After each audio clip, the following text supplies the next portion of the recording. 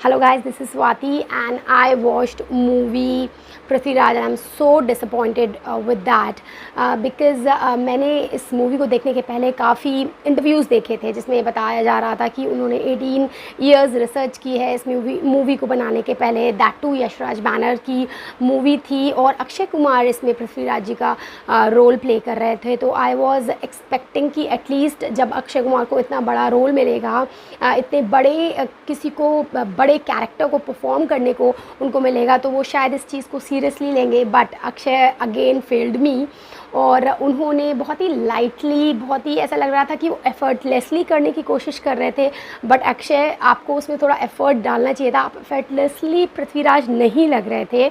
और बिल्कुल ऐसा लग रहा था कि अक्षय कुमार आ रहे हैं और डायलॉग बोल रहे हैं। First half of the movie was I don't know totally bizarre था, स्कैटर्ड था, क्योंकि मैं देखने गई थी पृथ्वीराज जी की बायोग्राफ़ी जिसमें मैं पृथ्वीराज जी के बारे में जो मैंने पढ़ा है उसको मैं स्क्रीन पे देख सकूं, उसको उनको जो है एक परफॉर्म करते हुए देख सकूं, उनको सामने जो उनका रोल प्ले कर रहा है वो किस तरीके से उनके कैरेक्टर को हमारे सामने ला रहा है वो देख सकूं। लेकिन उसकी जगह पे मुझे क्या देखने को मिल रहा है, एक love story. As always Bollywood stuck कर गया है लव स्टोरी से।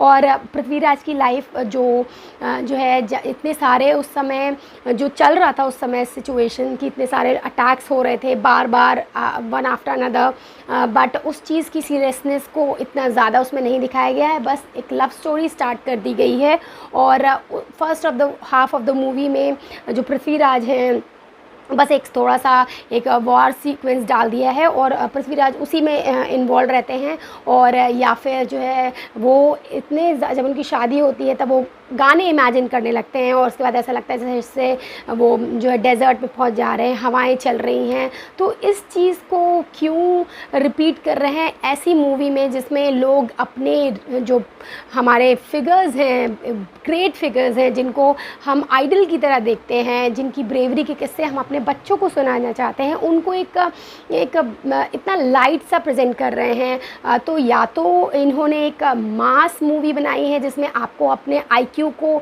यूज़ करने की ज़रूरत नहीं है, आपको कोई ब्रेन्स यूज़ नहीं करने हैं, बस आप जाइए और जो वो डिलीवर कर रहे हैं आप उसको इन्जॉय करिए। बट मैं एंटरटेनिंग मूवी देखने के लिए नहीं गई थी और मुझे एंटरटेन नहीं होना था इस मूवी से, मुझे इस मूवी से कुछ लर्न करना था। ऑन द कंट्रारी ये लर्न करा रहे थे महिला सशक्तिकरण, जो पृथ्वीराज मूवी के थ्रू मुझे नहीं जानना है। आप अगर आपको ये मैसेजेस देने हैं आप दूसरी मूवी के थ्रू दीजिए। दो इस मूवी में भी ठीक है बट थोड़ा ओवरबोर्ड लग रहा था, ज़्यादा ही एम्फसाइज़ कर रहे थे। जब आप किसी चीज़ को बार बार दिखाने की कोशिश करते हैं और थोड़ा इतना ज़्यादा दिखा देते हैं कि ऐसा लगता है कि जानबूझकर वो चीज़ वहाँ पर थोपी जा रही है तो वो ऑकवर्ड लगने लगती है। तो एग्जैक्टली यहाँ पर भी लग रही थी। दो मैसेजेस अच्छे थे, जो होता है कि महिला और पुरुषों का बराबर हक होना चाहिए। तो यहाँ पर हमारे पृथ्वीराज जी एक ब्रेव राजा ना होकर एक रिफॉर्मर, एक एक्टिविस्ट ज़्यादा मुझे दिखाई दे रहे थे। और मैं पृथ्वीराज जी के बारे में जानना चाहती थी, मैं उनके बचपन के कुछ फ्लैशेस देखना चाहती थी, मैं उनकी वॉर के अच्छे सीक्वेंसेस देखना चाहती थी।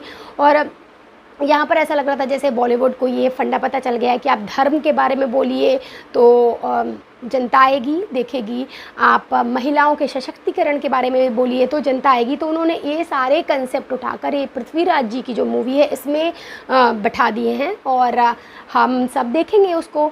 एंड अगर रोल की बात करते हैं तो अक्षय कुमार के बारे में आपको मैंने पहले ही बता दिया है। I don't know what happened to him, why didn't he make any effort, extra efforts क्यों नहीं उन्होंने डाले।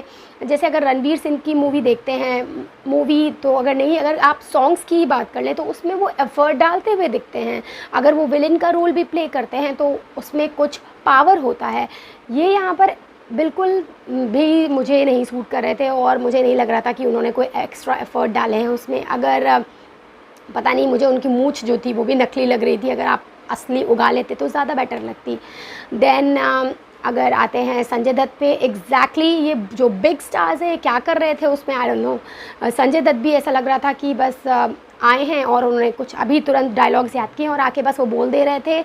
उनको बाहुबली के जो कैरेक्टर थी कटप्पा, उसके जैसे बनाने की कोशिश करी थी। उसको पृथ्वीराज जी काका बार बार बोल रहे थे और एंड जो वो वैसे ही एक अल्हड़ सा कैरेक्टर दिखाया गया था। जिस तरीके से हमें वो जो कटप्पा हैं उनके लिए रिस्पेक्ट आती है, वो थोड़े गंभीर लगते हैं, वो जब मजाक करते हैं तो तब भी उसमें एक ग्रेस आता है। बट ऑन द कंट्रारी यहाँ पर जो ये संजय दत्त जी वो रोल प्ले करना चाहते थे पृथ्वीराज जी के राइट हैंड का, जैसे कटप्पा बाहुबली के राइट हैंड का काम थे, तो वो यहाँ पे कुछ लाना चाहते थे वो इफ़ेक्ट्स, बट वो आ नहीं पाया और वो बहुत ही जो है अच्छा नहीं लग रहा था।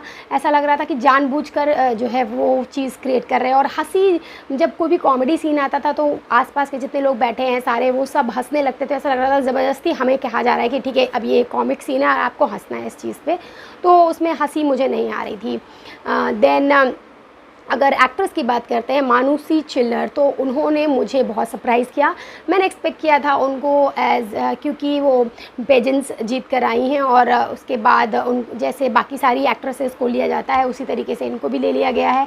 इनको बस एज अ ब्यूटी फैक्टर के लिए लिया गया है, बट उन्होंने मुझे गलत साबित किया। वो बहुत ब्यूटीफुल लग ही रही थी, साथ ही साथ उनकी कॉस्ट्यूम्स, उनका मेकअप बहुत अच्छा था और वो एफ़र्ट डाल रही थी अपने कैरेक्टर में, वो एक्टिंग करती दिख रही थी। एज अ डेब्यू जितनी भी वो एक्टिंग कर सकती थी उतनी वो कोशिश कर रही थी। उन्होंने डांस बहुत अच्छा किया था, वो एक्ट लग रही थी वहाँ पर, जो भी चीज़ें वो दिखाना चाह रही थी उसमें। तो Manushi Chhillar was no doubt doing her best in the movie और फर्दर हम उन्हें देखना चाहेंगे बाकी सारी मूवीज़ में। एंड सोनू सूद भी अच्छा रोल कर रहे थे, जो भी उनसे करवाया जा रहा था चंद बरदाई के लिए वो अच्छे से जो है अपना सारा परफॉर्मेंस कर रहे थे। जो भी उनकी डायलॉग डिलीवरी थी जो कि काफ़ी जगह जगह पर आती है, वो नरेट करते हुए दिखते हैं, तो वो बहुत अच्छे से कर रहे थे। वो अच्छा लग रहा था मुझे। जो पृथ्वीराज रासो है चंद बरदाई ने लिखी है, उसके शायद कुछ इसमें पंक्तियाँ यूज़ की गई थी, तो वो भी बहुत अच्छा लग रहा था देखने में।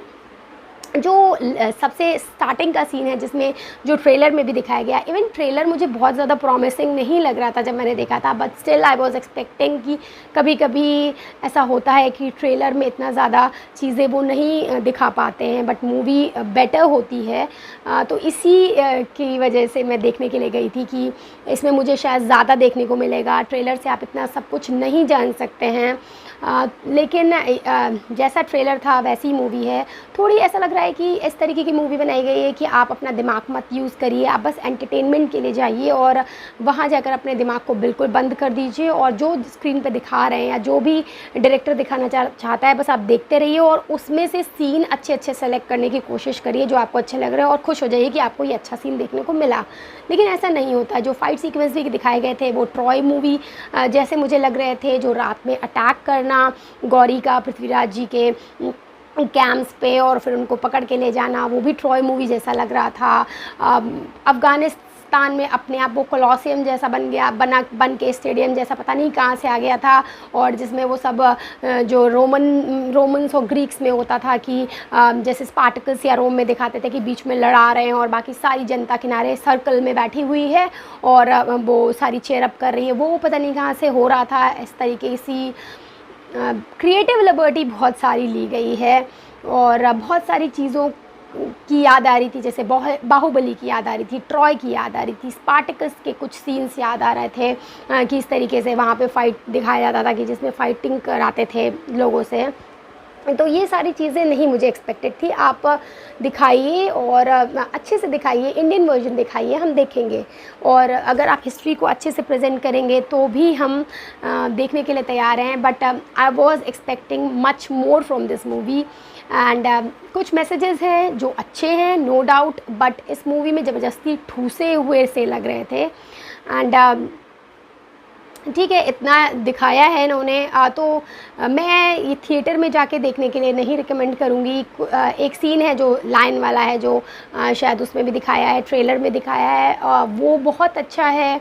एंड में जो कुछ फाइटिंग के सीक्वेंस हैं जिसमें पृथ्वीराज गौरी को मारते हैं वो अच्छा है, वहाँ पर अच्छा है। और मतलब आपको ढूंढने पड़ेंगे कहाँ कहाँ पर सीन अच्छे हैं। ऐसा नहीं है कि आप एक मूवी देख रहे हैं जिसमें आप उसके साथ लय में बंधे हुए हैं, ऐसा नहीं लगेगा आपको। सो अगर आपको देखनी है थिएटर में जाके आप देख सकते हैं, नहीं तो अगर जब भी अमेज़ॉन पे या जिस पर भी आती है OTT प्लेटफॉर्म पे तब आप वेट कर सकते हैं और देख सकते हैं। ऐसा कुछ जाकर देखने वाली बात इस मूवी में नहीं लगती है। I was expecting much more from this movie because of the Yashraj banner and Akshay Kumar, but I got disappointed. So that's it from my side. That's it. Bye bye.